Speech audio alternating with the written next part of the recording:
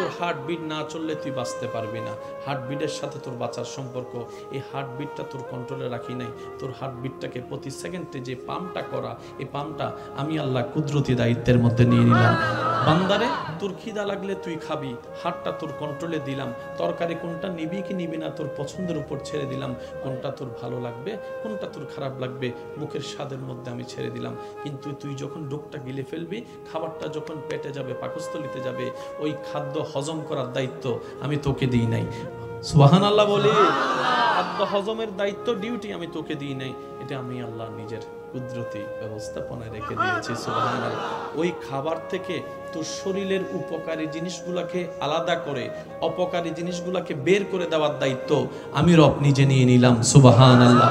বান্দা, তোর কিডনির দায়িত্ব আমার, পাকস্থলীর দায়িত্ব আমার, হার্টের দায়িত্ব আমার, তোর রক্তনালীর দায়িত্ব আমার, তোর রক্তের দায়িত্ব আমার, তোর শরীরের ক্যালসিয়ামের দায়িত্ব আমার, তোর বিতর্গত সবকিছুর দায়িত্ব আমি নিয়ে নিলাম। বলেন না সুবহানাল্লাহ। বান্দারে, রাত্রেবেলা তুই সারাদিন পরিশ্রম করে যে শরীরের ক্লান্ত শরীর নিয়ে তুই ঘুমাতে যাবি ঠিকই, ঘুমটা তুই চাইলে আনতে পারবি না। অনেকে বিছানার মধ্যে নিয়ে ছটপট করতে থাকে, ঘুম আসে না বলে। মনে রাখবেন, শোয়াটা আমাদের কাজ, বসাটা আমাদের কাজ। ঘুম কখন চোখ লেগে আসে কেউ বলতে পারে না, কেউ বলতে পারে না। কয়টায় শুয়েছে এটা বলতে পারে, কয়টায় চোখ লেগেছে কেউ বলতে পারে না, কেউ বলতে পারে না।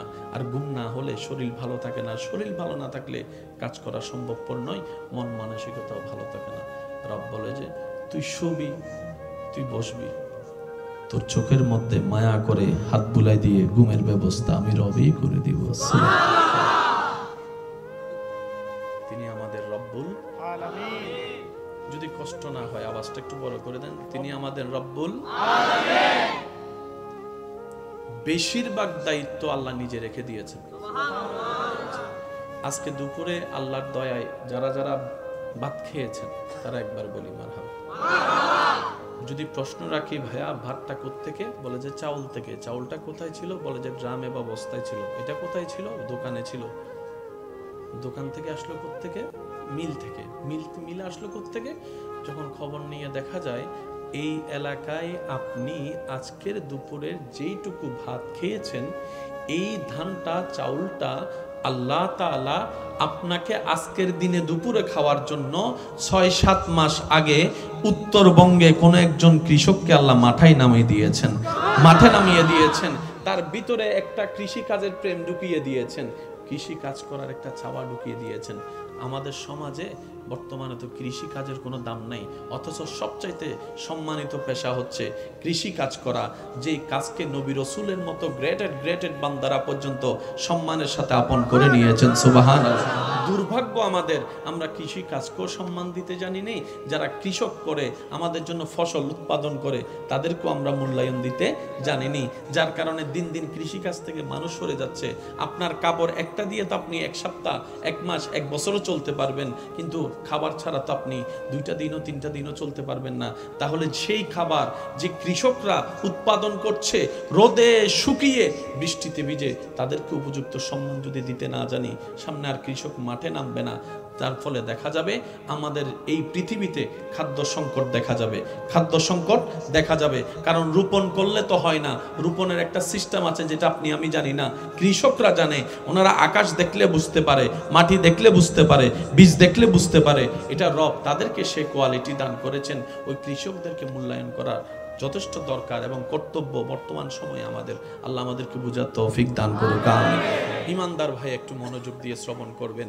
আপনাকে আজকের দিনে দুপুরে আপনার যে খিদা লাগবে, আপনি চিন্তা করছেন 12টা বাজে, খাইছেন 2টা বাজে, কিন্তু আপনার রব আপনাকে এই জিনিসটা করানোর জন্য, খাওয়ানোর জন্য 6 মাস 7 মাস আগে কৃষক নামায় দিয়েছে। ও কৃষক নাম, দান লাগা, আমার বান্দা খাবে তো, আর রিজিকের দায়িত্বটা তো আমি নিয়েছি, সেজন্য আমি সবকিছু ব্যবস্থা করে দিই। সুবহানাল্লাহ। এবার আওয়াজ দিয়ে বলুন তো, রিজিকের মালিক কে? সম্মান দেওয়ার মালিক, হায়াতের মালিক, মওতের মালিক, ধন সম্পদ দেওয়ার মালিক, জ্ঞান দেওয়ার মালিক, সুস্থতা দেওয়ার মালিক, শক্তি দেওয়ার মালিক। ওই আল্লাহ আছে না নাই? দেখে কি দেখে না? শুনে কি শুনে না? দিতে পারে কি পারে না? নিতে পারে কি পারে না? বিচার করতে পারে কি পারে না? রহমত করতে পারে কি পারে না? দেখে কি দেখে না? তো সেই আল্লাহ যার কাছে আছে তার কোনো টেনশন থাকে না। টেনশন কাদের?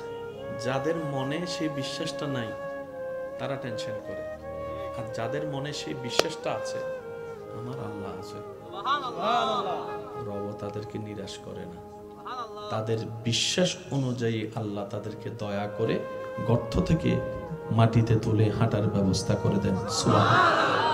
আরেকটু জোরে বলি সুবহানাল্লাহ। আল্লাহ পাক আমাদের সবাইকে সেই বিশ্বাসী ওয়ালা গ্রেটেড বান্দাদের ভিতরে আমাদেরকেও শামিল হয়ে থাকার তৌফিক দান করুন। আমিন। এবার আসুন ভাইয়েরা, সারা দিন কাজ করলে যদি কষ্ট না হয় একটু মনোযোগ দিবেন ভাইয়া। বর্তমান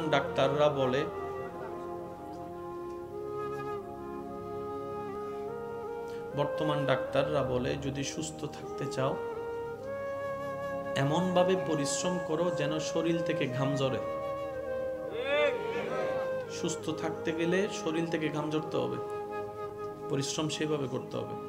যার কারণে যে সমস্ত মানুষ শরীর থেকে ঘাম ঝরার মতো কোনো সুযোগ নাই, তারা কি করে কিছু কিছু জিনিস কিনে ফেলে দৌড়ানোর জন্য। রুমের মধ্যে সে দৌড়ানোর কি একটা জানি নাম, ওইটাকে দেখে ওইটার উপর দৌড়াইতে থাকে, গাম জড়াইতে থাকে, দৌড়াইতে থাকে, গাম জড়াইতে থাকে। একটু বুঝে উত্তর দেন না রে ভাই। কোটি কোটি টাকার মালিক ডাক্তার বলে যে সুস্থ থাকতে চাইলে দৌড়াইতে হবে, হাঁটতে হবে, শরীর থেকে ঘাম ঝরতে হবে।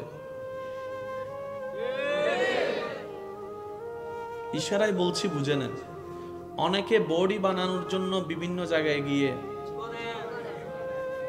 কত টাকা নষ্ট করে, কত চেষ্টা করে, কত খাবার খায়, কত ডায়েটিং করে।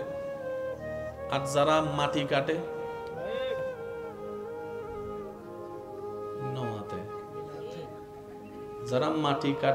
তাদের শরীর কেমন? শ্রমী ব্যক্তিকে আমরা দাম দিই না, সে যেই বালি তুলনেওয়ালাকে দাম দিই না, মাটি কাটনেওয়ালাকে দাম দিই না। বাস্তবতা দেখা যায় হাজার কোটি টাকার মালিকের ওয়ালার শরীরের সুস্থতার চাইতো ডেলি 24 ঘন্টা যারা বিভিন্ন টাইমে কাজ করে, শারীরিক পরিশ্রম করে, কসরত করে, তারা হাজার গুণে সুস্থ আছে। মাথায় রাখবেন, কাউকে হেয় করবেন না। এতে রিক্সাওয়ালা, এতে ভ্যানগাড়িওয়ালা, বুঝলেন না? যারা বেশি ওই আরামে থাকে তাদের শরীরে রোগও একটু নিম্নমাতে। যারা একটু বেশি বেশি আরামে থাকে, শরীরটাকে এখানে এখানে এখানে কোনো কসরত নাই, তাদের শরীরটা কেমন জানি ফার্মের মুরগির মতো হয়ে যায়। রোগ প্রতিরোধ ক্ষমতার সাথে যুদ্ধ করে টিকতে পারে না।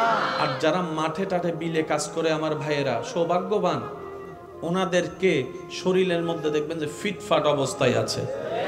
আর যত বড় বড় রোগ হয় এই দলের বেশি হয়। ওই রকম খেটে খাওয়া মানুষের তেমন কোনো রোগ। এবার কোরআন ডাক দিয়ে বলে, ফজরের নামাজটা আদায় করে আমি আল্লাহর উপর ভরসা করে রিজিক তালাশে তোমরা বের হয়ে যাও। কোন টাইমে? জোরে বলেন। আর ফজর ওদের 10টা বাজে। অবশ্যই আর ফজর ওদের 10টা-11টা বাজে আল্লাহ দিলে, ঠিক না? আল্লাহ আর নিয়ামত দান করো। মন খুলে দরুদ শরীফ পড়েন। আল্লাহুম্মা সাল্লি আলা। জি না আলহামদুলিল্লাহ। ওয়ালা আলি সাইয়্যিদিনা। আমার সোনার মদিনা, আমার প্রাণের মদিনা, সব বলিব কিন্তু তোমায় বলতে ভুলিনি, ভুলবো না, ভুলতে পারি না। ভুলিনি, ভুলবো না, ভুলতে পারি না। সব ভুলিব কিন্তু তোমায় ভুলতে পারি না। আমার সোনার মদিনা, আমার প্রাণের মদিনা, সব বলিব কিন্তু তোমায় ভুলতে পারি না। একবার মোহাব্বতের আওয়াজে বলেন আলহামদুলিল্লাহ। আপনাদের বেশি কষ্ট হয়ে যাচ্ছে বুঝতে পারছেন, রাতও হয়ে যাচ্ছে, আর 5-10 মিনিট আছে, তারপরে বিদায়। আমাদের চেহারা বলতেছে বিরক্ত হয়ে গিয়েছে। এবার সবাই মিলে আমার মুখে মুখে একবার বলেন আল্লাহ আল্লাহ, আরেকবার বলেন আল্লাহ। হয় না, আরেকটু জোরে হবে আল্লাহ। এই তো মাশাআল্লাহ, আরেকবার আল্লাহ, মাশাআল্লাহ, আরেকবার আল্লাহ। এবার একটু জিকিরটা করতে হবে সবাই মিলে, যার যত শক্তি আছে। আল্লাহ আল্লাহ আল্লাহ আল্লাহ আল্লাহ আল্লাহ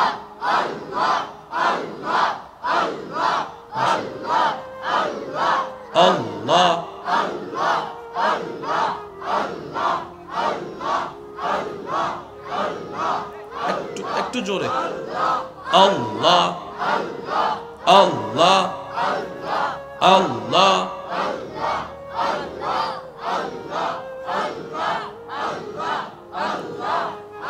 উচ্চ আওয়াজ একবার বলেন মারহাবা। যতবার আপনি আল্লাহ নাম উচ্চারণ করেছেন, আল্লাহ তাআলার সিফতি যত নাম আছে, সব নাম এককভাবে একবার একবার জিকির করলে যতটুক সওয়াব, একবার আল্লাহ বলার কারণে রব্বুল আলামিন আপনার আমলনামায় সেই সিফতি নাম সবগুলা জিকির করার সওয়াব দান করেছে। লস না লাভ? জোরে বলেন লস না লাভ? শুধু তাই নয়, শরীরের বিতর্গত অনেক রোগের চিকিৎসা এই আল্লাহর নামের জিকিরের মধ্যে আল্লাহ লুকাই রেখেছেন। আপনি যদি কখনো সময় পান, একটু প্র্যাকটিস করে দেখবেন, ট্রাই করে দেখবেন, নিরিবিলি রুমের মধ্যে বসে আপনি আপনার মন মতো পরিবেশ তৈরি করে সুন্দর করে আদবের সাথে বসে চোখটা বন্ধ করে শুধু আল্লাহ আল্লাহ জিকিরটা আপনি করতে থাকবেন সুন্দরভাবে। দেখবেন আপনার জিকির করার মনোযোগের দিকে যদি আপনি একটু মনোযোগ দেন, আপনার মুখের স্টাইল, জিহ্বার ব্যায়াম, ঠোঁটের ব্যায়াম, আওয়াজের সাথে সাথে আপনার কলবের যে একটা হৃদয়ের শান্তি, সেই জিনিসটা আপনি সন্ধান পেয়ে যাবেন। সুবহানাল্লাহ। আলা বিযিকরিল্লাহি তাতমাইন্নুল কুলুব।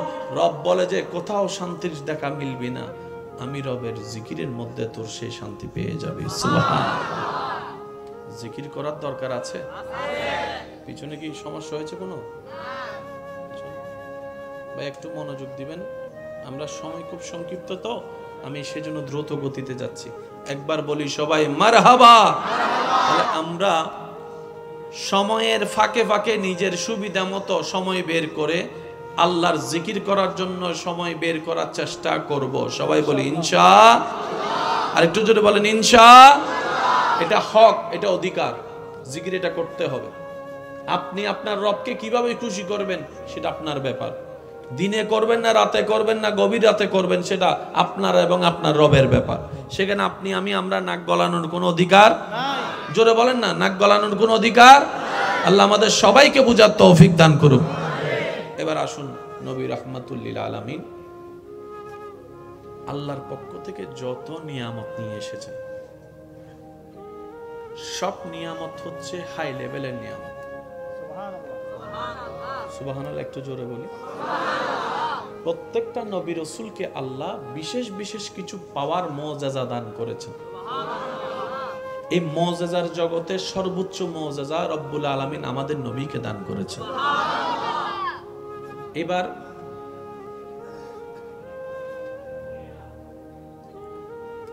নবীজি আল্লাহর হুকুমে আঙ্গুল তুলেছেন, চাঁদ 2 ভাগ হয়েছেন। আমরা না দেখে মানি। একটু জোরে বলি, আমরা না দেখে মানি। নবীজি রাস্তা দিয়ে হেঁটে যাচ্ছেন, পাথর নবীকে সালাম দিয়েছেন। আমরা না দেখে মানি। আমরা না দেখে, এটা বড় সৌভাগ্য যে আমরা না দেখে মানি, প্রমাণ ছাড়াই মানি। নবীজি আরাম করছেন, একটি গাছ মনোযোগ দিয়ে শ্রবণ করবেন। নবীজি আরাম করছেন, সাহাবা একজন পাশে দাঁড়ানো। ওই সাহাবা দেখলেন একটা গাছ মাটি থেকে উঠে নবীর পাশে এসে দাঁড়াই গেলেন। আরেকটু জোরে। কিছুক্ষণ থাকার পরে নবীজি দরবার থেকে উনি আবার নিজের জায়গায় চলে গেলেন। গাছটা সাহাবা দেখে অবাক, জীবনে তো এরকম ঘটনা দেখে নাই। নবীজিকে যখন জিজ্ঞেস করলেন, নবীজি বললেন, ওই গাছ আমাকে দেখে রবের কাছে অনুমতি চেয়েছে, আল্লাহ তুমি চাইলে তো সব পারো, পা ছাড়া কেউ হাঁটাইতে পারো, পা ছাড়া কেউ হাঁটাতে, আল্লাহ তোমার হাবিব নবী ওই গাছটার নিচে এসে আরাম করছেন, আল্লাহ আমার বড় ইচ্ছা করছে একটু কাছ থেকে গিয়ে তোমার নবীকে একটু দেখবো, আল্লাহ কাছ থেকে গিয়ে তোমার নবীকে একটু সালাত সালাম দিব, আল্লাহ আমার ইচ্ছা। গাছে দোয়া করেছেন, রব কবুল করেছেন, ইন্নাল্লাহ আলা কুল্লি শাইইন কাদির। গাছ এসেছে, কিভাবে এসেছে রব ভালো জানে, কারণ সেই জায়গায় পৌঁছানোর ক্ষমতা আপনার আমার ব্রেনের মধ্যে নাই। মনে রাখবেন ভাই, সব কিছুতে ব্রেন ক্যাপচার করে না। সৃষ্টিতে অনেক সৃষ্টি এমন আছে যা এখনো পর্যন্ত বৈজ্ঞানিকের ব্রেন ক্যাপচার করতে, জোরে বলেন না, বৈজ্ঞানিকের ব্রেন ক্যাপচার করতে। পৃথিবী সৃষ্টির পিছনে বিজ্ঞানের থিওরি বিগ ব্যাং সবাই বলে, কিন্তু বিগ ব্যাং এর শুরু থেকে শেষ পর্যন্ত সমস্ত প্রসেস এখনো পর্যন্ত ব্রেন ক্যাপচার করতে পারে নাই। সেজন্য মুসলমানরা বড় সৌভাগ্যবান। আল্লাহ এবং রসুলের ব্যাপারে, ইসলামের ব্যাপারে চোখ বন্ধ করে আমরা ঈমান এনেছি, বিশ্বাস করেছি, বলেন না সুবহানাল্লাহ। নবীজি বলেছেন পরকাল আছে, আমরাও বললাম পরকাল আছে। নবীজি বললেন কবরে প্রশ্ন হবে, আমরাও প্রস্তুতি নেওয়ার চেষ্টা করছি কবরের প্রশ্নের জন্য। নবীজি বললেন জিব্রাইল নামক ফেরেশতা আছে, আমরাও মেনে নিলাম। ইসরাফিল, মিকাইল, আজরাইলের সাথে জীবনে কোনোদিন দেখা হয় নাই, কিন্তু নবী বলেছেন আমরা মেনে নিয়েছি। এটাই মুসলমানদের ঈমান। সুবহানাল্লাহ। মনোযোগ আছে? আল্লাহ তাআলা আমাদের নবীকে অনেক ধরনের অলৌকিক ক্ষমতা দিয়েছেন, তো ওগুলা তো আমরা বিশ্বাস করি, মানি। এখন কি আর চাঁদ দুই ভাগের ঘটনা আমরা দেখাতে পারবো? একটু বলেন না, দেখাতে পারবো? কোনো অন্য মানুষ যদি এসে আমাদেরকে বলে তোমাদের নবীর স্পেশাল মুজিজা কি, কারণ আল্লাহ যাদেরকে পাঠায় তাদেরকে তো কিছু বিশেষ স্পেশাল পাওয়ার দেয়, তোমাদের নবীর কি? এখন আমরা যদি বলি চাঁদ দুই ভাগের কথা, সে বলে যে আমি তো দেখি নাই, মানবো কেমনে? করতেও পারে, একটু বলেন না, করতেও পারে। নবীজি হাত তুলেছেন, আল্লাহ ডুবন্ত সূর্যকে আবার তুলে দিয়েছেন, এটা আমরা মানি, সবাই তো আর মানবে। মনে রাখবেন আমার ইমানদার ভাইয়েরা, আল্লাহ তাআলা আমাদের নবীকে যত ধরনের স্পেশাল নিয়ামত দিয়েছেন, মুজিজা দিয়েছেন, তার মধ্যে কিয়ামত পর্যন্তের জন্য দলিল হিসেবে একটি মুজিজা, যেটার নাম হচ্ছে কোরআনুল কারীম। আর একটু জোরে, কোরআন হচ্ছে আল্লাহর পক্ষ থেকে দলিল। আপনি যে কোনো জায়গায় আল্লাহর উপর ভরসা করে নবীর প্রেম সাথে নিয়ে কোরআনকে নিয়ে দাঁড়াবেন, আল্লাহ তাআলা আপনাকে এমন দয়া করবেন, মাথা নিচু করে আপনাকে আসতে হবে না, মাথা নিচু করে আসতে হবে না। ইতিহাস সাক্ষী আছে, এই কোরআনের ভুল ধরার জন্য যারাই নেমেছিল, একদিন না একদিন তারা কোরআনের প্রেমে পড়ে ঈমান গ্রহণ করে মুসলমান হয়েছে। তাদের লিস্টের ভিতরে একজনের নাম আছে ডক্টর মরিস বুকাইল। যুবকরা একটু আওয়াজ দিয়ে বলি না ভাইয়া, বড় বড় বিজ্ঞানীদের নাম খুঁজে পাওয়া যায়। মনে রাখবেন, কোরআন হচ্ছে কিয়ামত পর্যন্তের জন্য একটা বড় মুজিজা। এটাকে না কেউ মিথ্যা প্রমাণিত করতে পেরেছে, না কখনো কেউ পারবে। কেন? কোরআনের হেফাজত স্বয়ং রব্বুল আলামিন নিজেই করেন, বলেন না সুবহানাল্লাহ। আসুন, বিরক্ত হচ্ছে না তো ভাইয়া? এই কোরআনের কি এনতে আস্তে আরা হদ্দা না কিনতাম। আচ্ছা, মনে হয় যে আরা হওয়ার পালা ভাই, মহাব্বত, এই মহাব্বত গরত তুমি ফোন দিয়ে ভাঙলার ফোন রিসিভ নগরলে আবার হবো দে হজান নামে তুই হন্ডা গিয়েছ নামিলে আছে তো হচ্ছে তো। আল্লাহ বেগুনুর এই সংসারের শান্তি রাখো। বিয়া তকল আমিন হননি, বিয়া তকল চুপ করে বই দেব হদ্দুজোর আমিন হলে যদি বউ আর গো চলে তত জামিল আর কান বাড়ি যাবো জানি। আল্লাহ বেগুনুর শান্তিতে রাখো। আমিনই ভাই বড় না আর কেন জোর হ না। আল্লাহ জামাই বউরে বন্ধুর মতো তাইবে তৌফিক দান করুক। আবিয়া তাকলরে বালা মানুষ ফাইয়ারে বিয়ে করিবে তৌফিক দান করুক।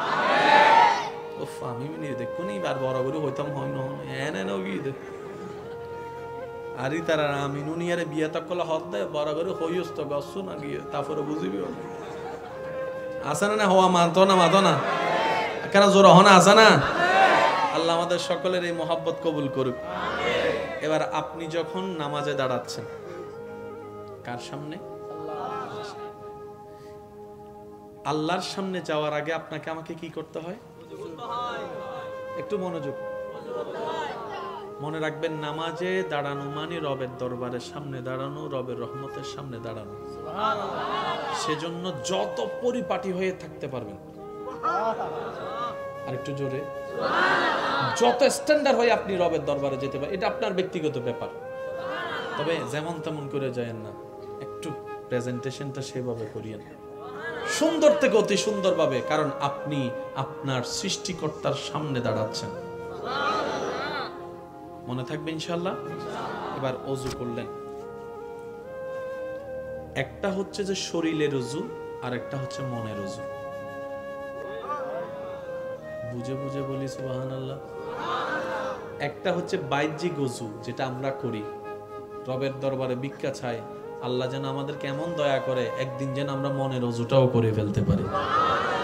ওযু করে আমরা অপবিত্র থেকে পবিত্র বানাই, মুখকে, হাতকে, পাকে, শরীরকে, সবকিছুকে ধুয়ে ওযুর নূর দিয়ে আমরা নিজেকে পবিত্র বানাই। আল্লাহ যেদিন দয়া করবে, কলবের ওযু হয়ে যাবে, মনের ওযু হয়ে যাবে। সেই দিন দেখবেন আপনার এই অন্তর জগতে শয়তান যে সমস্ত প্রোডাক্টগুলা এন্ট্রি করিয়ে আপনার আমার ভিতর বাহির নষ্ট করেছে, হিংসা দিয়ে পরিবার ধ্বংস করে দিয়েছে, অহংকার দিয়ে সমাজের মধ্যে আধিপত্যতা বিস্তার করে মানুষের উপর জুলুম করিয়েছে, ওই সমস্ত প্রোডাক্ট যখন বের হয়ে যাবে, রবের রহমতে রবের নূর, দয়ার নূর আপনার আমার কলবে আসতে থাকবে। সুবহানাল্লাহ, আল্লাহু আকবার। উচ্চ আওয়াজ একবার বলেন না আমিন। আল্লাহর কাছে ভিক্ষা চাইয়া বলেন আমিন। আরো জোরে বলেন। কত নামাজি পৃথিবীর বুকে নামাজে দাঁড়িয়েছে, হারিয়ে গিয়েছে রবের প্রেমে।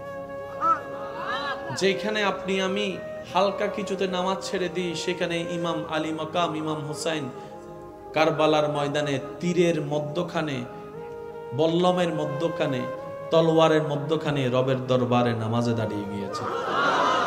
রুকুতে আছে, খবর নাই কোথায় আছে, পেটে কি খিদা আছে কি নাই মনে নাই, পিছন থেকে কে হামলা করবে কি করবে না সেই ভয় নাই, নামাজে দাঁড়িয়েছে তো হারিয়ে গিয়েছে রবের প্রেমে, রবের প্রেম সাগরে হারিয়েছে। আল্লাহ আমাদেরকেও সেই নামাজের স্বাদ নেওয়ার তৌফিক দান করুন।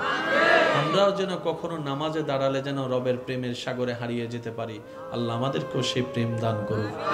সিজদার কি মজা, নামাজের সিজদার কি মজা, একবার দিয়ে তো দেখেন, একবার দিয়ে তো দেখেন মন থেকে। যখন আপনার কপাল ঝুঁকার আগে দিল ঝুঁকে যাবে, আপনি নিজেই বলবেন এটার মতো শান্তির জগৎ আর কিছুই হতে পারে না, আমার রবের দরবারে মাথা ঝুঁকানোর মতো ইজ্জত আর কোনো জায়গায় হতে পারে না। সুবহান, নারে তাকবীর, আল্লাহু আকবার, নারে রিসালাত, নারে গাউসিয়া, আহলে সুন্নাত ওয়াল জামাত, আল্লামা সৈয়দ মুকাররম বারী মাদ্দাজিল্লাহুল আলী। বর্তমান যতগুলা ভালো ভালো ডাক্তার আছে, এই কিছুদিন আগে নজরে আসলো একজন অন্য ধর্মের বড় ডাক্তার বলছেন, মুসলমানদের 5 ওয়াক্ত নামাজ আমার বড্ড পছন্দ। আরেকটু আসতে, উনি ওনার বক্তব্যে যে বিষয়টা তুলে ধরতে চেয়েছেন, যার মূল কথা হচ্ছে যে যারা 5 ওয়াক্ত নামাজ পড়বে, এই 5 ওয়াক্ত নামাজের ভিতরে যতবার রুকু করে কোমর ভাঙবে, যতবার সিজদার মধ্যে গিয়ে মাথা ঝুঁকাবে, হাত রাখবে, হাঁটু ভাঙবে, কোমর ভাঙবে, যতবার বৈঠকে বসে তার পা গুলাকে সুন্দর করে ভাঁজ করে রাখবে, যতবার পানি দিয়ে ওযু করবে, যতবার মুখ ধুবে, যতবার হাত ধুবে, যতবার কুলি করবে, উনি বলছেন, আমি গবেষণা করে দেখেছি মুসলমানরা যে স্টাইলে আপন রবের দরবারে নামাজের মাধ্যমে হাজিরা দেয়, এই সিস্টেমটা এই মানুষের জন্য সুস্থ থাকার জন্য, শারীরিক সুস্থতার জন্য, মানসিক সুস্থতার জন্য, রোগ প্রতিরোধ ক্ষমতা বাড়ানোর জন্য, শরীরের সমস্ত কিছুকে অ্যাক্টিভ রাখার জন্য এবং মানসিক প্রশান্তির জন্য এই সিস্টেমটা বড় দরকার। সুবহানাল্লাহ।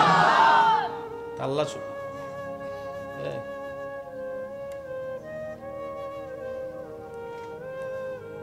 আল্লাহ শুধু আমাদেরকে শুধু পরকালীন সওয়াব দেয় নাই, দুনিয়ার শান্তিও দিয়েছেন।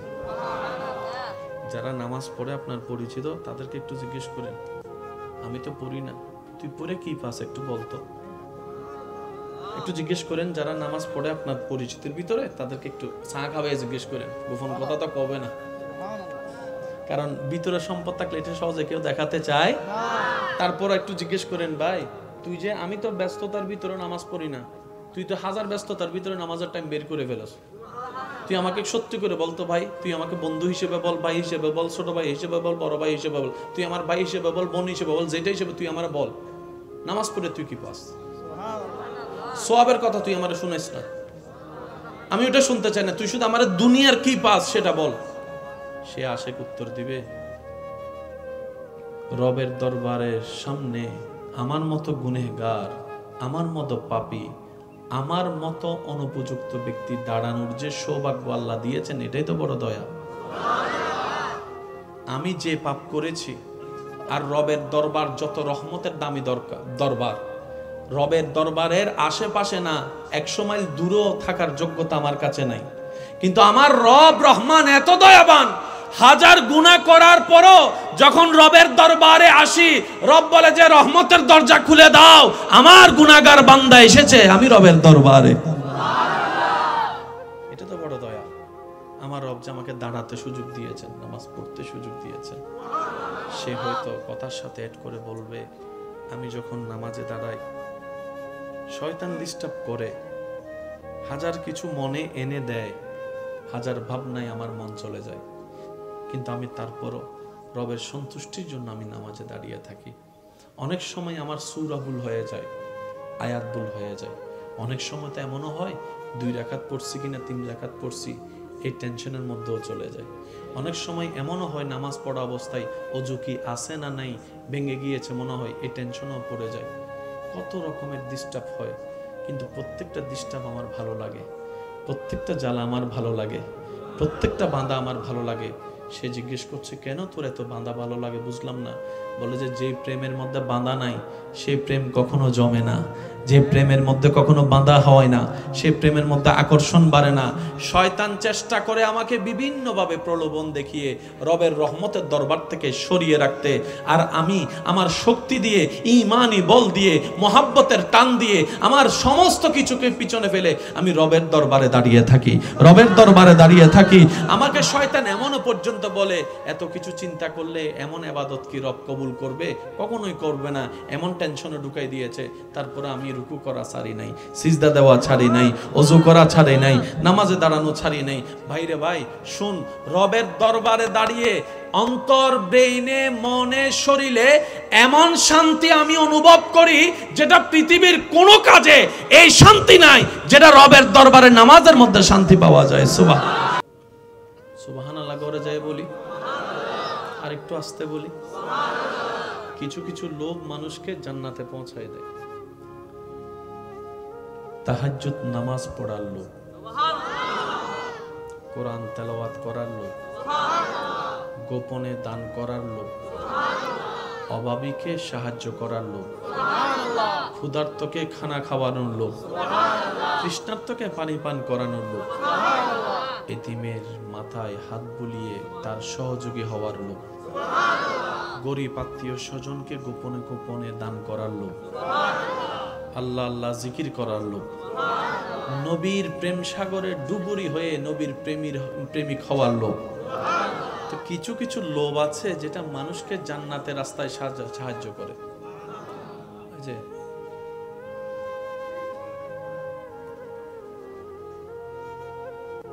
একজন আরেকজনের উপর বসছেন, ফোন দিয়ে নিচে বই দিতে এখানে সাইড করি তখন এবার বই বেললাই হত্যা বা তোমারে মামলা টামলা দিয়ে ফেলায় হওয়া নজর দেশের অবস্থা ভালো না বাস একবার বলি মারহাবা। এবার আপনারা সবাই আমার দিকে তাকান, আমি আপনাদের দিকে তাকাচ্ছি। আল্লাহ তাআলা আপনার চুলের আগা থেকে শুরু করে পায়ের তলা পর্যন্ত আপনার আমাদের যে বডিটা বানিয়ে দিয়েছেন এটা সম্পূর্ণটাই রবের কুদরতের নিদর্শন। যেগুলো আপনার আমার সচরাচর চোখেও লাগে না, মনোযোগ দেওয়ার সময়ও হয় না, এমন অনেক কুদরতে ইলাহি আপনার আমার ভিতরে আছে। আপনি সারাক্ষণ সারাটা দিন নিজের খেয়াল করা ছাড়াই চোখের পলক অটোমেটিক পড়তেই থাকে। এই চোখের পলক যদি পড়া বন্ধ হয়ে যায়, মানুষ আর চোখে দেখার সুযোগ পাবে না, পুরা চোখ জ্বলতে থাকবে, চোখে অশান্তি লাগা শুরু হবে। এই চোখের পলকটা আল্লাহ তাআলা আপনার আমার ব্রেনের সাথে সম্পৃক্ত না রেখে নিজের কুদরতের সাথে সম্পৃক্ত রেখেছেন। যেমন আপনার ইচ্ছা করা ছাড়া হাত নড়বে না, আপনার ইচ্ছা করা ছাড়া আপনার পা লড়ে না, আপনার ইচ্ছা না করলে আপনার মুখ লড়ে না। অনেক সময় এসে অনেকে কথা বলার জন্য জোর করে, কিন্তু আপনার কথা বলার ইচ্ছা নাই। এই যে আপনি চুপ করে রইলেন, হাজার গুতাইলেও আপনার মুখ থেকে কথা আসে না, কারণ আপনার মুখের সাথে সম্পর্ক আপনার ব্রেনের সাথে, মনের সাথে। আল্লাহ তাআলা আপনার আমার দেহের ভিতরে কিছু কিছু জিনিসকে ব্রেনের সাথে সম্পৃক্ত করে দিয়েছেন, আর কিছু কিছু জিনিসকে আল্লাহ নিজের কুদরতি হুকুমের সাথে সম্পৃক্ত করে রেখেছেন। সুবহানাল্লাহ। আমি শ্রদ্ধার সাথে বলছি, আমার ভাইয়ের একটু মনের কান দিয়ে শুনে করুন, মনের কান দিয়ে শোনার চেষ্টা করবেন, কারণ নিয়ামত বুঝলেই তো শুকরিয়া আদায় করাটা আমাদের জন্য সহজ হবে। আল্লাহ তাআলা আপনার আমার হাতকে, পাকে, সমস্ত কিছুকে আমাদের কন্ট্রোলে রেখেছেন। মন চাইলে বাম হাত তুললেন, মন চাইলে ডান হাত তুললেন, মন চাইলে আঙ্গুল একটা তুলে দিলেন, মন চাইলে 5টা আঙ্গুল তুলে দিলেন, কিন্তু আপনি ইচ্ছা করে চাইলেও নিজের চোখের পাতাকে কন্ট্রোল করতে পারবেন না। হয়তো আপনি চোখ বন্ধ করে রাখতে পারবেন। অনেক সময় দেখবেন যে ছোট্ট বাচ্চাদেরকে যদি চোখ বন্ধ করতে বলে, তারপরেও চোখের পাপড়িগুলা নড়াচড়া করতে থাকে, জোর করে বন্ধ রাখা যায় না।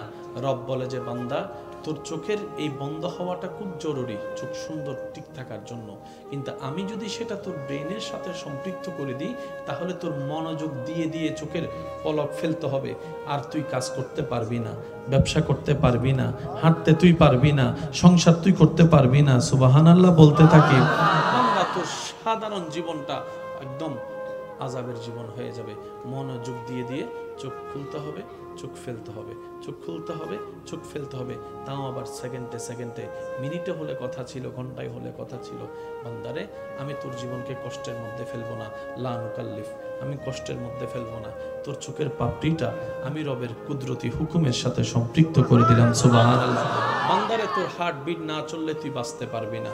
হার্টবিটের সাথে তোর বাঁচার সম্পর্ক, এই হার্টবিটটা তোর কন্ট্রোলে রাখি নাই। তোর হার্টবিটটাকে প্রতি সেকেন্ডে যে পাম্পটা করা, এই পাম্পটা আমি আল্লাহ কুদরতি দায়িত্বের মধ্যে নিয়ে নিলাম। বান্দারে, তোর খিদা লাগলে তুই খাবি, হাতটা তোর কন্ট্রোলে দিলাম। তরকারি কোনটা নিবি কি নিবি না তোর পছন্দের উপর ছেড়ে দিলাম। কোনটা তোর ভালো লাগবে, কোনটা তোর খারাপ লাগবে, মুখের স্বাদের মধ্যে আমি ছেড়ে দিলাম। কিন্তু তুই যখন ঢোকটা গিলে ফেলবি, খাবারটা যখন পেটে যাবে, পাকস্থলিতে যাবে, ওই খাদ্য হজম করার দায়িত্ব আমি তোকে দিই নাই। সুবহানাল্লাহ বলি, খাদ্য হজমের দায়িত্ব, ডিউটি আমি তোকে দিই নাই, এটা আমি আল্লাহ নিজের কুদরতি ব্যবস্থাপনায় রেখে দিয়েছি। সুবহানাল্লাহ।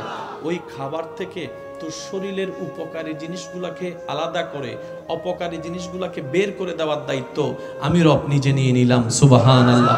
বান্দা, তোর কিডনির দায়িত্ব আমার, পাকস্থলীর দায়িত্ব আমার, হার্টের দায়িত্ব আমার, তোর রক্তনালীর দায়িত্ব আমার, তোর রক্তের দায়িত্ব আমার, তোর শরীরের ক্যালসিয়ামের দায়িত্ব আমার, তোর বিতর্গত সবকিছুর দায়িত্ব আমি নিয়ে নিলাম। বলেন না সুবহানাল্লাহ। বান্দারে, রাত্রেবেলা তুই সারাদিন পরিশ্রম করে যে শরীরের ক্লান্ত শরীর নিয়ে তুই ঘুমাতে যাবি ঠিকই, ঘুমটা তুই চাইলে আনতে পারবি না। অনেকে বিছানার মধ্যে নিয়ে ছটপট করতে থাকে, ঘুম আসে না বলে। মনে রাখবেন, শোয়াটা আমাদের কাজ, বসাটা আমাদের কাজ। ঘুম কখন চোখ লেগে আসে কেউ বলতে পারে না, কয়টায় শুয়েছে এটা বলতে পারে, কয়টায় চোখ লেগেছে কেউ বলতে পারে না, কেউ বলতে পারে না। আর ঘুম না হলে শরীর ভালো থাকে না, শরীর ভালো না থাকলে কাজ করা সম্ভবপর নয়, মন মানসিকতাও ভালো থাকে না। রব বলে যে তুই শুবি, তুই বসবি, তোর চোখের মধ্যে মায়া করে হাত বুলাই দিয়ে ঘুমের ব্যবস্থা আমি রবই করে দিব। তিনি আমাদের রব্বুল আলামিন। যদি কষ্ট না হয় আওয়াজটা একটু বড় করে দেন, তিনি আমাদের রব্বুল আলামিন। বেশিরভাগ দায়িত্ব আল্লাহ নিজে রেখে দিয়েছেন। আজকে দুপুরে আল্লাহর দয়ায় যারা যারা ভাত খেয়েছেন তারা একবার বলি মারহাবা। যদি প্রশ্ন রাখি ভাইয়া ভাতটা কোত্থেকে, বলে যে চাউল থেকে। চাউলটা কোথায় ছিল, বলে যে ড্রামে বা বস্তায় ছিল। এটা কোথায় ছিল, দোকানে ছিল। দোকান থেকে আসলো কোত্থেকে, মিল থেকে। মিল আসলো কোত্থেকে, যখন খবর নিয়ে দেখা যায় এই এলাকায় আপনি আজকের দুপুরের যেইটুকু ভাত খেয়েছেন, এই ধানটা চাউলটা আল্লাহ তাআলা আপনাকে আজকের দিনে দুপুরে খাওয়ার জন্য ৬-৭ মাস আগে উত্তরবঙ্গে কোনো একজন কৃষককে আল্লাহ মাঠে নামিয়ে দিয়েছেন। তার ভিতরে একটা কৃষি কাজের প্রেম ঢুকিয়ে দিয়েছেন, কৃষি কাজ করার একটা চাওয়া ঢুকিয়ে দিয়েছেন। আমাদের সমাজে বর্তমানে তো কৃষি কাজের কোনো দাম নেই, অথচ সবচাইতে সম্মানিত পেশা হচ্ছে কৃষি কাজ করা। যে কাজকে নবী রাসূলের মতো গ্রেটেড বান্দারা পর্যন্ত সম্মানের সাথে আপন করে নিয়েছেন। সুবহানাল্লাহ। দুর্ভাগ্য আমাদের, আমরা কৃষি কাজকেও সম্মান দিতে জানি নেই। যারা কৃষক করে আমাদের জন্য ফসল উৎপাদন করে তাদেরকেও আমরা মূল্যায়ন দিতে জানিনি, যার কারণে দিন দিন কৃষি কাজ থেকে মানুষ সরে যাচ্ছে। আপনার কাপড় একটা দিয়ে তো আপনি 1 সপ্তাহ, 1 মাস, 1 বছরও চলতে পারবেন, কিন্তু খাবার ছাড়া তো আপনি 2টা দিনও 3টা দিনও চলতে পারবেন না। তাহলে সেই খাবার যে কৃষকরা উৎপাদন করছে রোদে শুকিয়ে বৃষ্টিতে ভিজে, তাদেরকে উপযুক্ত সম্মান যদি দিতে না জানি, সামনে আর কৃষক মাঠে নামবে না। তার ফলে দেখা যাবে আমাদের এই পৃথিবীতে খাদ্য সংকট দেখা যাবে। কারণ রোপণ করলে তো হয় না, রোপণের একটা সিস্টেম আছে যেটা আপনি আমি জানি না, কৃষকরা জানে। ওনারা আকাশ দেখলে বুঝতে পারে, মাটি দেখলে বুঝতে পারে, বীজ দেখলে বুঝতে পারে। এটা রব তাদেরকে সে কোয়ালিটি দান করেছেন। ওই কৃষকদেরকে মূল্যায়ন করা যথেষ্ট দরকার এবং কর্তব্য বর্তমান সময়ে আমাদের। আল্লাহ আমাদেরকে বুঝার তৌফিক দান করুক। আমিন। ইমানদার ভাই একটু মনোযোগ দিয়ে শ্রবণ করবেন। আপনাকে আজকের দিনে দুপুরে আপনার যে খিদা লাগবে, আপনি চিন্তা করছেন 12টা বাজে, খাইছেন 2টা বাজে, কিন্তু আপনার রব আপনাকে এই জিনিসটা করানোর জন্য, খাওয়ানোর জন্য 650, 6 মাস 7 মাস আগে কৃষক নামাই দিছে। ও কৃষক নাম, ধান লাগা, আমার বান্দা খাবে তো, আর রিজিকের দায়িত্বটা তো আমি নিয়েছি, সেজন্য আমি সবকিছু ব্যবস্থা করে দিই। সুবহানাল্লাহ। এবার আওয়াজ দিয়ে বলুন তো, রিজিকের মালিক কে? সম্মান দেওয়ার মালিক, হায়াতের মালিক, মওতের মালিক, ধন সম্পদ দেওয়ার মালিক, জ্ঞান দেওয়ার মালিক, সুস্থতা দেওয়ার মালিক, শক্তি দেওয়ার মালিক ওই আল্লাহ আছে না নাই? দেখে কি দেখে না? শুনে কি শুনে না? দিতে পারে কি পারে না? নিতে পারে কি পারে না? বিচার করতে পারে কি পারে না? রহমত করতে পারে কি পারে না? দেখে কি দেখে না? তো সেই আল্লাহ যার কাছে আছে তার কোনো টেনশন থাকে না। টেনশন কাদের? যাদের মনে সেই বিশ্বাসটা নাই তারা টেনশন করে, আর যাদের মনে সেই বিশ্বাসটা আছে আমার আল্লাহ আছে, রব তাদেরকে নিরাশ করে না।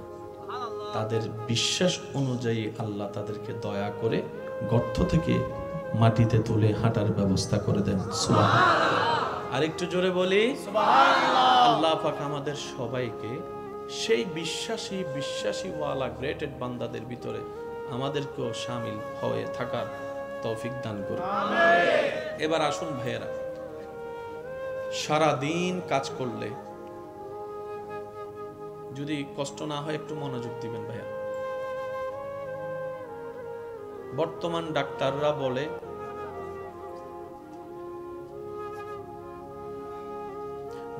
ডাক্তাররা বলে যদি সুস্থ থাকতে চাও এমন ভাবে পরিশ্রম করো যেন শরীর থেকে ঘাম ঝরে।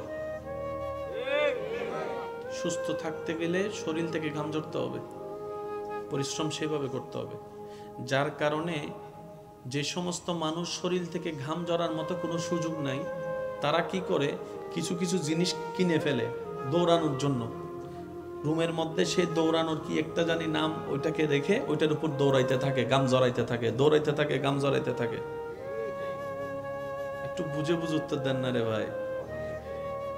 কোটি কোটি টাকার মালিক, ডাক্তার বলে যে সুস্থ থাকতে চাইলে দৌড়াইতে হবে, হাঁটতে হবে, শরীর থেকে ঘাম ঝরতে হবে। ইশারায় বলছি, বুঝে নেন। অনেকে বডি বানানোর জন্য বিভিন্ন জায়গায় গিয়ে কত টাকা নষ্ট করে, কত চেষ্টা করে, কত খাবার খায়, কত ডায়েটিং করে। আর যারা মাটি কাটে,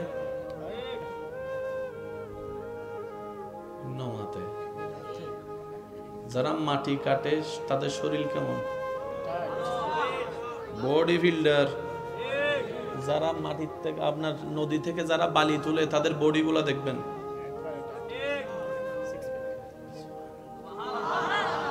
হয় নাই? আরো জোরে।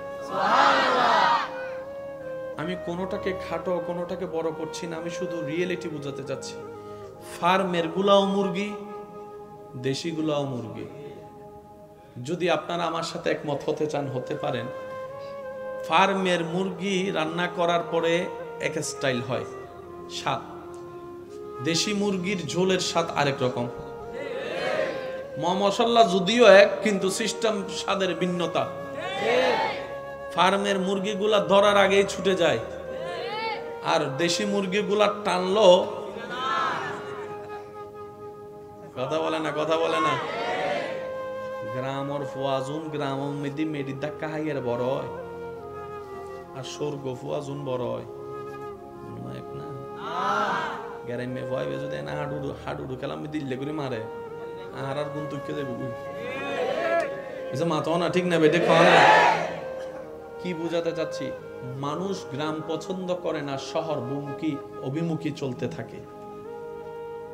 কিন্তু আল্লাহ তাআলা যেই নিয়ামতগুলো রেখেছেন, যেই গ্রামকে আমরা দাম দিই না, গ্রামের মানুষকে দাম দিই না। নবীর উম্মত যারা আছেন তারা বলেন সুবহানাল্লাহ। আর একটু আস্তে করে বলেন। আমরা সেই নবীর উম্মতের খাতায় নিজেদের নামকে লিপিবদ্ধ করার সৌভাগ্য আল্লাহ আপনাকে আমাকে করে দিয়েছেন।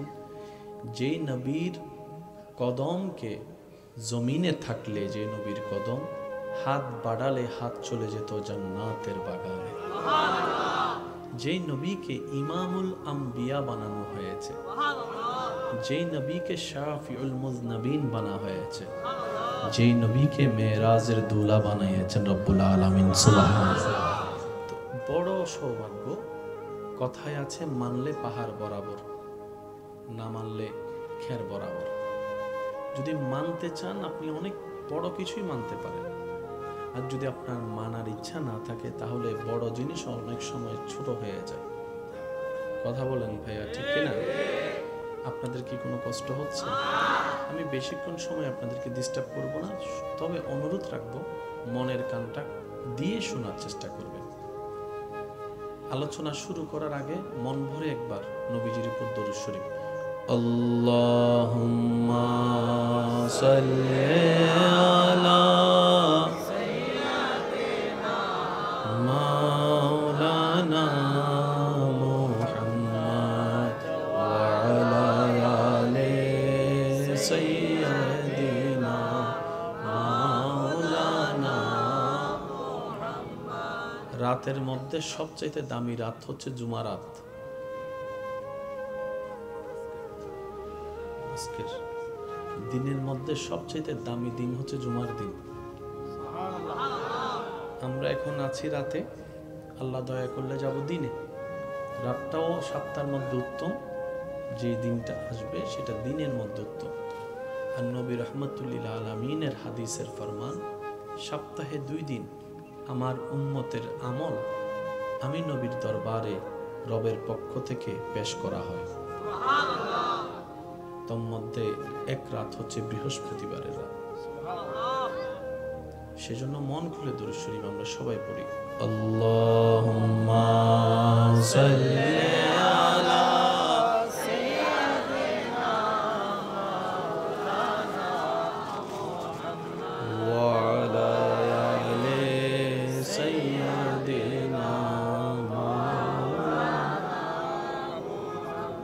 যে বাপড়ে প্রেমের সাথে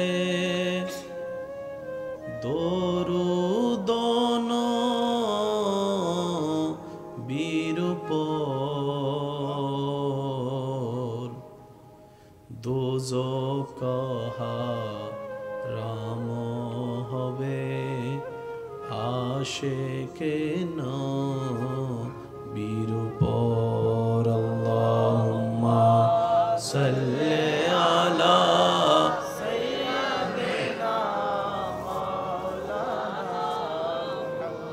ওয়া আলা আলি সাইয়্যিদিনা।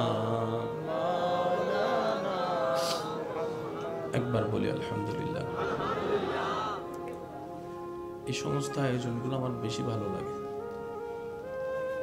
এই আয়োজনগুলো মন খুলে কথা বলার চেষ্টা করি, যেহেতু দিল ভালো লাগে। তা আমি আশা রাখবো খালি হাত এখানে হয়তো আসছি, সওয়াবের ভান্ডার নিয়ে যেন এখান থেকে যেতে পারি। আর একটু জোরে। আপনারা আমাকে সহযোগিতা করবেন, আমি আপনাদেরকে সহযোগিতা করব এই সওয়াব কামানোর জন্য। মনে রাখবেন, কিছু কিছু জায়গায় কিপটামি করা ঠিক না, তোর মধ্যে একটা জায়গা হচ্ছে সওয়াব কামানোর সময়।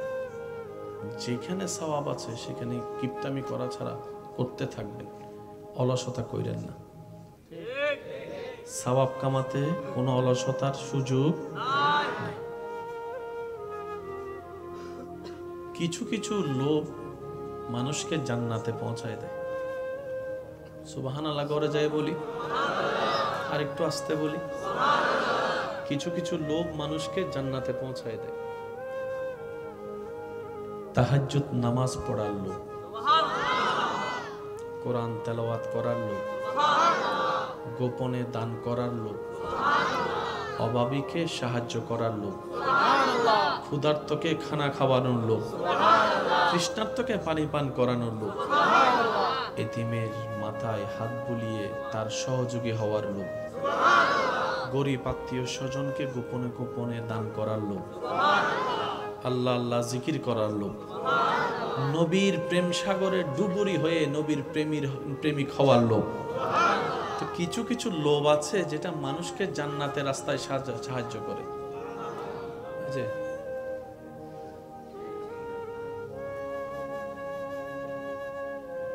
একজন আরেকজনের উপর বসছেন,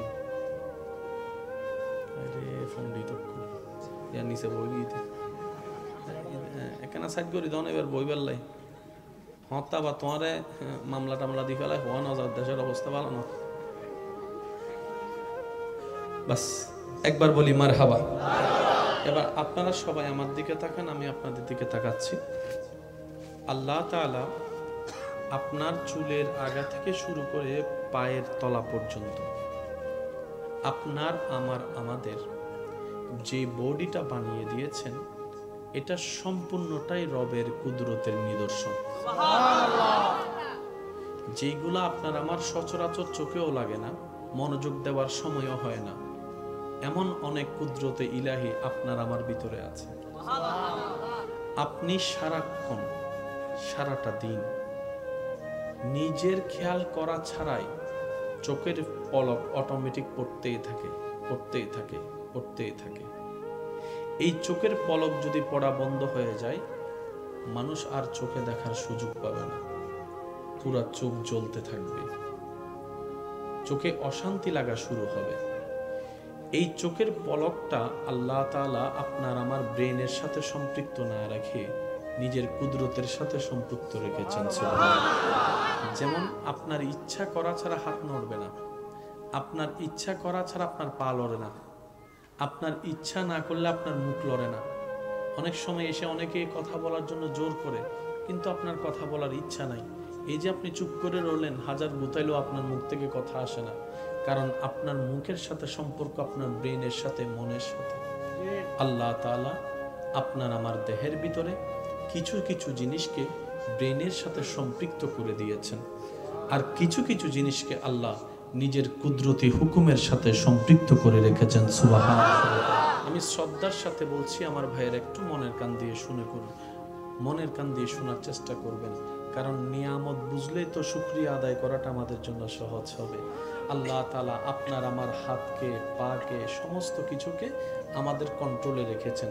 মন চাইলে বাম হাত তুললেন, মন চাইলে ডান হাত তুললেন, মন চাইলে আঙ্গুল একটা তুলে দিলেন, মন চাইলে 5টা আঙ্গুল তুলে দিলেন, কিন্তু আপনি ইচ্ছা করে চাইলেও নিজের চোখের পাতাকে কন্ট্রোল করতে পারবেন না। হয়তো আপনি চোখ বন্ধ করে রাখতে পারবেন। অনেক সময় দেখবেন যে ছোট্ট বাচ্চাদেরকে যদি চোখ বন্ধ করতে বলে, তারপরেও চোখের পাপড়িগুলা নড়াচড়া করতে থাকে, নড়াচড়া করতে থাকে, জোর করে বন্ধ রাখা যায় না। রব বলে যে বান্দা, তোর চোখের এই বন্ধ হওয়াটা খুব জরুরি চোখ সুন্দর ঠিক থাকার জন্য, কিন্তু আমি যদি সেটা তোর ব্রেনের সাথে সম্পৃক্ত করে দিই, তাহলে তোর মনোযোগ দিয়ে দিয়ে চোখের পলক ফেলতে হবে, আর তুই কাজ করতে পারবি না, ব্যবসা করতে পারবি না, হাঁটতে তুই পারবি না, সংসার তুই করতে পারবি না। সুবহানাল্লাহ বলতে থাকি, বান্দা তোর সাধারণ জীবনটা একদম আযাবের জীবন হয়ে যাবে। মনোযোগ দিয়ে দিয়ে চোখ খুলতে হবে, চোখ ফেলতে হবে, চোখ খুলতে হবে, চোখ ফেলতে হবে, তাও আবার সেকেন্ডে সেকেন্ডে, মিনিটে হলে কথা ছিল, ঘন্টায় হলে কথা ছিল।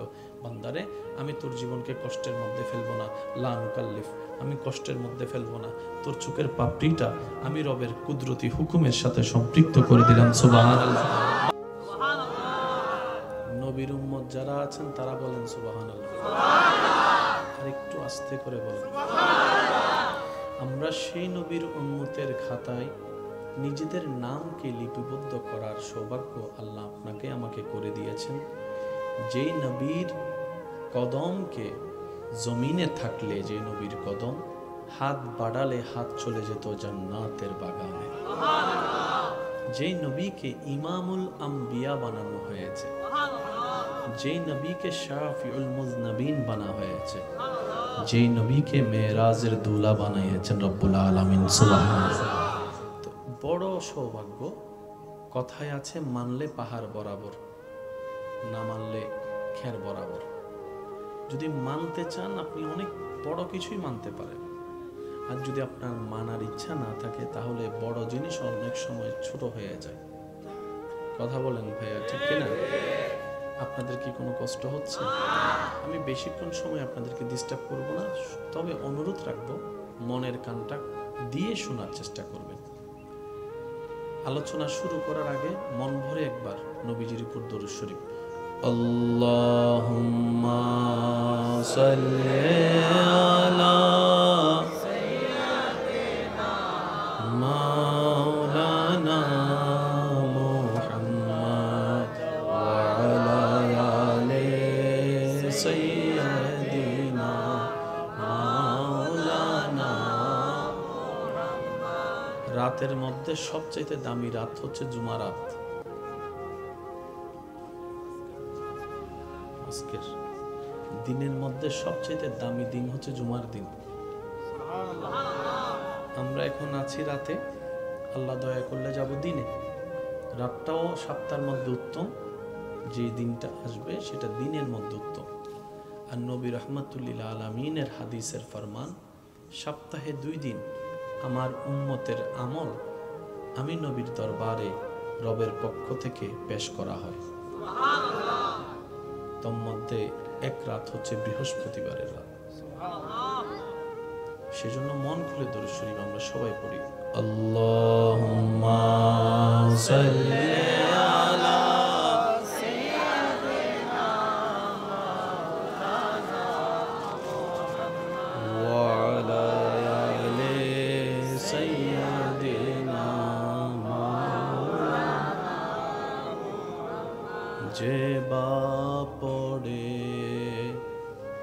প্রেমের সাথে দরুদ বীরূপ দোজখ রাম হবে আশিকে নবীরূপ। আল্লাহুম্মা সাল্লি আলা সাইয়্যিদিনা মাওলানা ওয়া আলা আলি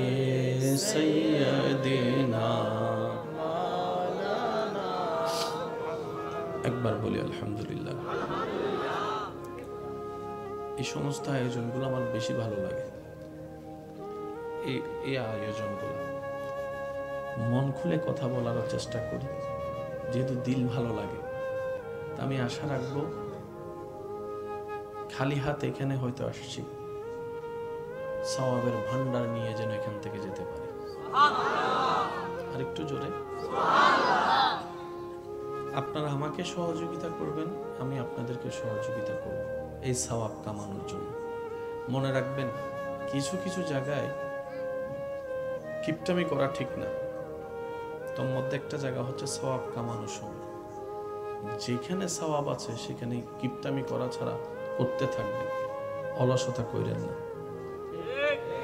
সওয়াব কামাতে কোনো অলসতার সুযোগ নাই।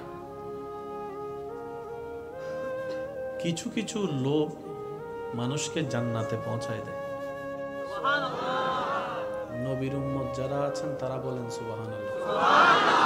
আর একটু আস্তে করে বলেন। আমরা সেই নবীর উম্মতের খাতায় নিজেদের নামকে লিপিবদ্ধ করার সৌভাগ্য আল্লাহ আপনাকে আমাকে করে দিয়েছেন। যেই নবীর কদমকে জমিনে থাকলে, যে নবীর কদম হাত বাড়ালে হাত চলে যেত জান্নাতের বাগানে, যেই নবীকে ইমামুল আম্বিয়া বানানো হয়েছে, যেই নবীকে শাফিউল মুজনবিন বানা হয়েছে, যেই নবীকে মেরাজের দুলা বানাইয়েছেন রব্বুল আলামিন সুবহানাল্লাহ। বড় সৌভাগ্য। কথায় আছে, মানলে পাহাড় বরাবর, না মানলে খের বরাবর। যদি মানতে চান আপনি অনেক বড় কিছুই মানতে পারেন, আর যদি আপনার মানার ইচ্ছা না থাকে তাহলে বড় জিনিস অনেক সময় ছোট হয়ে যায়। কথা বলেন ভাইয়া, ঠিক কিনা? আপনাদের কি কোনো কষ্ট হচ্ছে? আমি বেশিক্ষণ সময় আপনাদেরকে ডিস্টার্ব করব না, তবে অনুরোধ রাখবো মনের কানটা দিয়ে শোনার চেষ্টা করবেন। আলোচনা শুরু করার আগে মন ভরে একবার নবীজির উপর দরুদ শরীফ। আল্লাহুম্মা সাল্লি আলা সাইয়্যিদিনা মাওলানা মুহাম্মদ ওয়া আলা আলি সাইয়্যিদিনা মাওলানা। রাতের মধ্যে সবচেয়ে দামি রাত হচ্ছে জুমা রাত। আজকের দিনের মধ্যে সবচেয়ে দামি দিন হচ্ছে জুমার দিন। আমরা এখন আছি রাতে, আল্লাহ দয়া করলে যাব দিনে। রাতটাও সপ্তাহের মধ্যে উত্তম, যে দিনটা আসবে সেটা দিনের মধ্যে উত্তম। আর নবী রাহমাতুল্লিল আলামিনের হাদিসের ফরমান, সপ্তাহে 2 দিন আমার উম্মতের আমল আমি নবীর দরবারে রবের পক্ষ থেকে পেশ করা হয়। তোর মধ্যে এক রাত হচ্ছে বৃহস্পতিবারের রাত। সেজন্য মন খুলে দরুদ শরীফ আমরা সবাই পড়ি।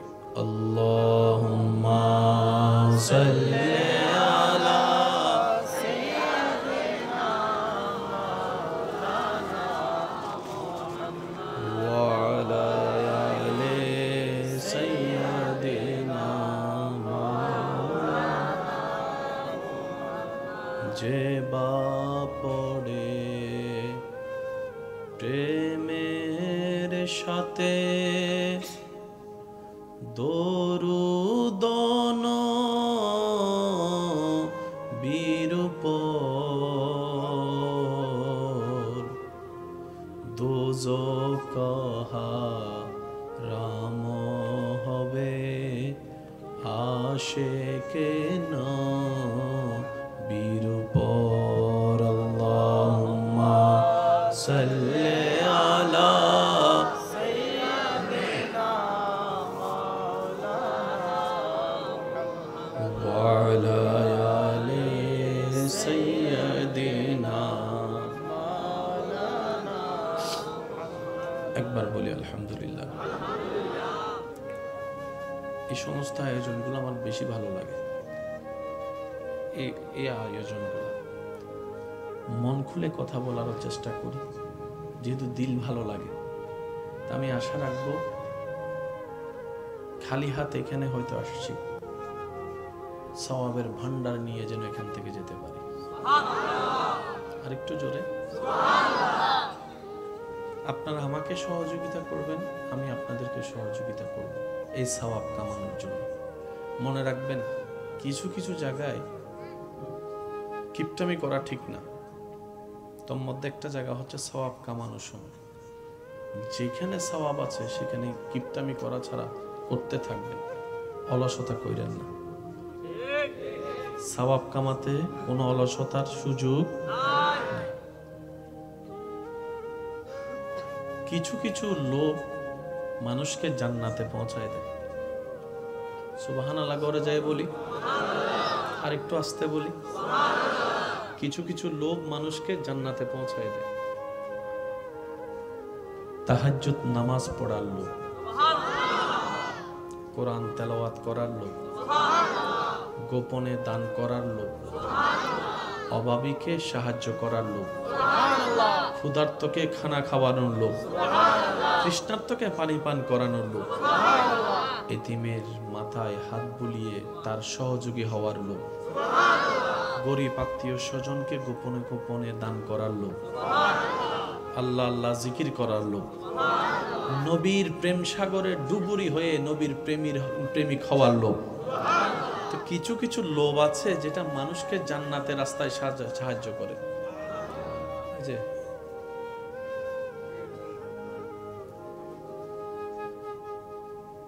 একজন আরেকজনের উপর বসছেন, আরে ফোন দিই তো ইয়ার নিচে বই দিতে এখানে সাইড করি দাও না, এবার বই বেললাই হত্যা বা তোমারে মামলা টামলা দি ফেলায় হওয়া না যাওয়ার, দেশের অবস্থা ভালো না। বাস একবার বলি মারহাবা। এবার আপনারা সবাই আমার দিকে তাকান, আমি আপনাদের দিকে তাকাচ্ছি। আল্লাহ তাআলা আপনার চুলের আগা থেকে শুরু করে পায়ের তলা পর্যন্ত আপনার আমাদের যে বডিটা বানিয়ে দিয়েছেন, এটা সম্পূর্ণটাই রবের কুদরতের নিদর্শন। যেগুলো আপনার আমার সচরাচর চোখেও লাগে না, মনোযোগ দেওয়ার সময়ও হয় না, এমন অনেক কুদরতে ইলাহি আপনার আমার ভিতরে আছে। আপনি সারাক্ষণ সারাটা দিন নিজের খেয়াল করা ছাড়াই চোখের পলক অটোমেটিক পড়তেই থাকে। এই চোখের পলক যদি পড়া বন্ধ হয়ে যায়, মানুষ আর চোখে দেখার সুযোগ পাবে না, পুরা চোখ জ্বলতে থাকবে, চোখে অশান্তি লাগা শুরু হবে। এই চোখের পলকটা আল্লাহ তাআলা আপনার আমার ব্রেনের সাথে সম্পৃক্ত না রেখে নিজের কুদরতের সাথে সম্পৃক্ত রেখেছেন। যেমন আপনার ইচ্ছা করা ছাড়া হাত নড়বে না, আপনার ইচ্ছা করা ছাড়া আপনার পা লড়ে না, আপনার ইচ্ছা না করলে আপনার মুখ লড়ে না। অনেক সময় এসে অনেকে কথা বলার জন্য জোর করে, কিন্তু আপনার কথা বলার ইচ্ছা নাই। এই যে আপনি চুপ করে রইলেন, হাজার গুতাইলেও আপনার মুখ থেকে কথা আসে না, কারণ আপনার মুখের সাথে সম্পর্ক আপনার ব্রেনের সাথে, মনের সাথে। আল্লাহ তাআলা আপনার আমার দেহের ভিতরে কিছু কিছু জিনিসকে ব্রেনের সাথে সম্পৃক্ত করে দিয়েছেন, আর কিছু কিছু জিনিসকে আল্লাহ নিজের কুদরতি হুকুমের সাথে সম্পৃক্ত করে রেখেছেন। সুবহানাল্লাহ। আমি শ্রদ্ধার সাথে বলছি, আমার ভাইয়ের একটু মনের কান দিয়ে শোনার চেষ্টা করবেন, কারণ নিয়ামত বুঝলেই তো শুকরিয়া আদায় করাটা আমাদের জন্য সহজ হবে। আল্লাহ তাআলা আপনার আমার হাতকে, পাকে, সমস্ত কিছুকে আমাদের কন্ট্রোলে রেখেছেন। মন চাইলে বাম হাত তুললেন, মন চাইলে ডান হাত তুললেন, মন চাইলে আঙ্গুল একটা তুলে দিলেন, মন চাইলে 5টা আঙ্গুল তুলে দিলেন, কিন্তু আপনি ইচ্ছা করে চাইলেও নিজের চোখের পাতাকে কন্ট্রোল করতে পারবেন না। হয়তো আপনি চোখ বন্ধ করে রাখতে পারবেন। অনেক সময় দেখবেন ছোট্ট বাচ্চাদেরকে যদি চোখ বন্ধ করতে বলে, তারপরেও চোখের পাপড়িগুলা নড়াচড়া করতে থাকে, জোর করে বন্ধ রাখা যায় না। রব বলে যে বান্দা, তোর চোখের এই বন্ধ হওয়াটা খুব জরুরি চোখ সুন্দর ঠিক থাকার জন্য, কিন্তু আমি যদি সেটা তোর ব্রেনের সাথে সম্পৃক্ত করে দিই, তাহলে তোর মনোযোগ দিয়ে চোখের পলক ফেলতে হবে, আর তুই কাজ করতে পারবি না, ব্যবসা করতে পারবি না, হাঁটতে তুই পারবি না, সংসার তুই করতে পারবি না। সুবহানাল্লাহ বলতে থাকি, বান্দা তোর সাধারণ জীবনটা একদম আযাবের জীবন হয়ে যাবে। মনোযোগ দিয়ে চোখ খুলতে হবে, চোখ ফেলতে হবে, চোখ খুলতে হবে, চোখ ফেলতে হবে, তাও আবার সেকেন্ডে সেকেন্ডে, মিনিটে হলে কথা ছিল, ঘন্টায় হলে কথা ছিল। বান্দারে, আমি তোর জীবনকে কষ্টের মধ্যে ফেলবো না, লা নুকাল্লিফ, আমি কষ্টের মধ্যে ফেলবো না। তোর চোখের পাপড়িটা আমি রবের কুদরতি হুকুমের সাথে সম্পৃক্ত করে দিলাম। সুবহানাল্লাহ।